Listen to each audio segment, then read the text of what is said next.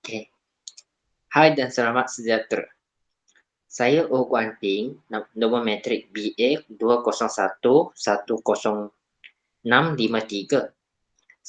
Hari ini saya akan membentangkan kertas kerja tugasan bagi etik 20503, Revolusi Industri dan Kaedah Penyelidikan. Tajuk soalan bagi kertas kerja saya adalah teknik dan nilai pengajaran ulasan buku novel Cina, iaitu Saya Bukan Seorang Manusia.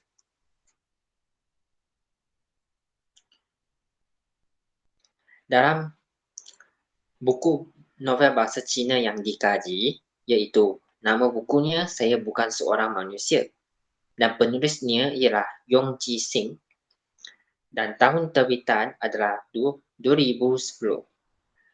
Karya lain penulis iaitu Jun, Cikgu Datang, Gembira Ada Awak, Masa Terbaik dan sebagainya.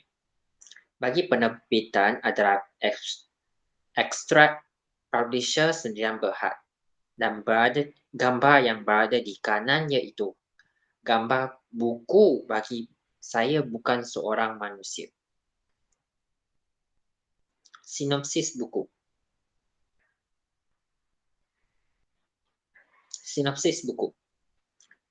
Dalam buku ini telah mengandungi bahawa watak utama ia adalah seorang yang sangat bangga dengan pekerjaan rumahnya.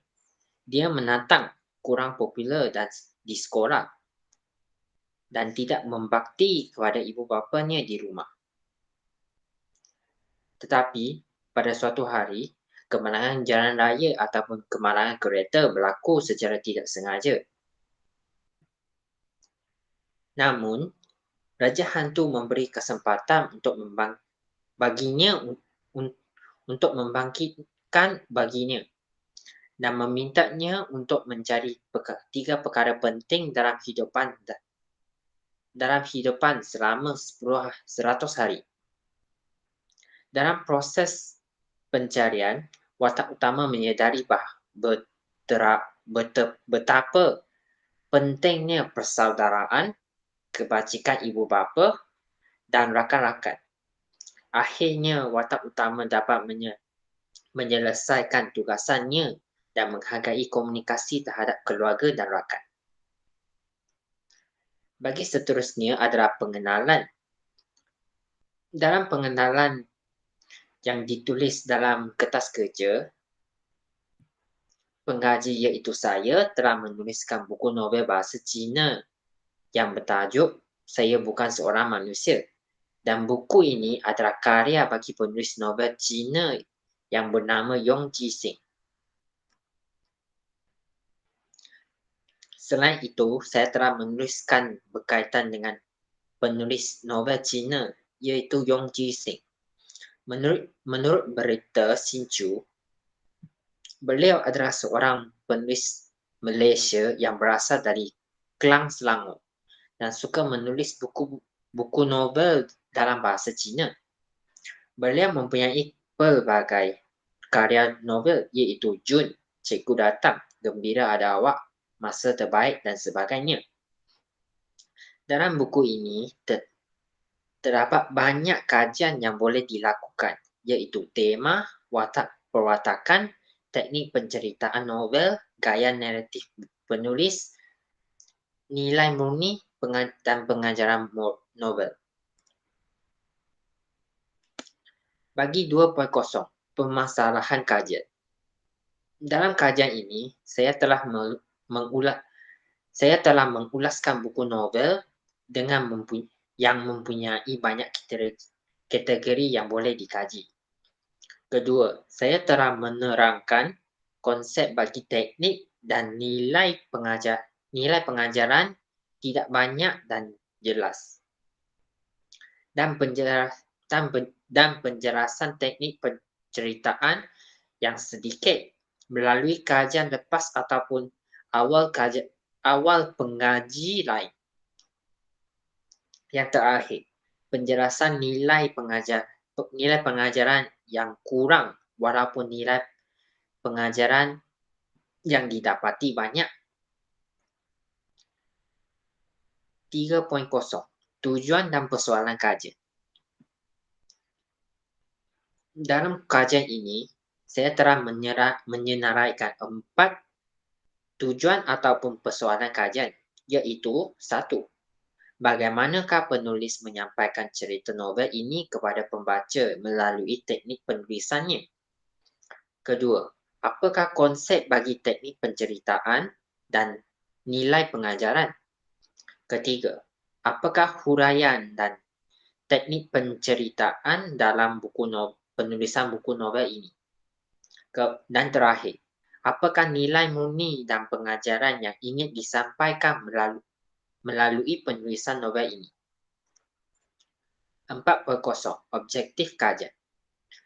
Dalam kajian ini, saya menulis kajian ini dengan tujuannya untuk mengkaji buku novel bahasa Cina melalui teknik penceritaan dan nilai murni serta pengajaran dalam buku novel itu. Saya juga menganalisis konsep teknik penceritaan dan nilai pengajaran. Saya juga menganalisis teknik penceritaan novel bahasa Cina ini. Yang terakhir, saya juga mengenal pasti nilai murni dan pengajaran yang ingin disampaikan oleh penulis novel dalam buku novel. Kelima, metodologi kajian.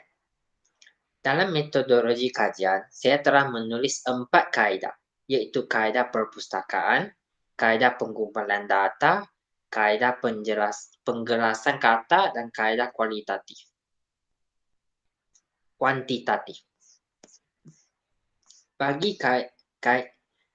Bagi kaedah perpustakaan, saya telah mendapatkan maklumat ataupun konsep dan rujukan bagi setiap objektif. Dan saya juga menerangkan setiap makna yang dengan lebih teliti dan mendalam. Bagi kaedah pengumpulan data, saya telah mengumpul data kajian lepas dan maklumat yang berkaitan dengan setiap objektif yang dikaji, iaitu teknik penceritaan dan nilai pengajaran. Sebagai contoh, saya telah menggunakan artikel-artikel lepas ataupun kajian-kajian yang ditulis melalui laman web. Yang ketiga, kaedah penggelasan kata. Saya telah menggelaskan dan menyeraikan objektif mengikut kategori yang dapat untuk memudahkan pengumpulan data dan menganalisis data dengan yang dirujuk sebagai rujukan. Bagi kaedah kuantitatif, saya menghasilkan data-data yang mengangka dan memberi fakta-fakta yang keras. Dan fakta-fakta semuanya adalah berkaitan rapat dengan objektif kajian. Bagi sorotan kajian. Dalam sorotan kajian, saya telah menulis dengan rujukan berita Xinchu, iaitu penerangan penulis dan buku novel. Dan saya juga menggunakan Kamus Dewan edisi keempat, iaitu rujukan yang mencarikan makna bagi setiap objektif kajian. Dan ketiga, buku novel Cina. Buku novel Cina, saya bukan seorang manusia dan sebagai tajuk saya. Keempat, iaitu makna metodologi ataupun maklumat berkaitan dengan metodologi kajian, iaitu daripada Siti Sarah daripada wordpress.com.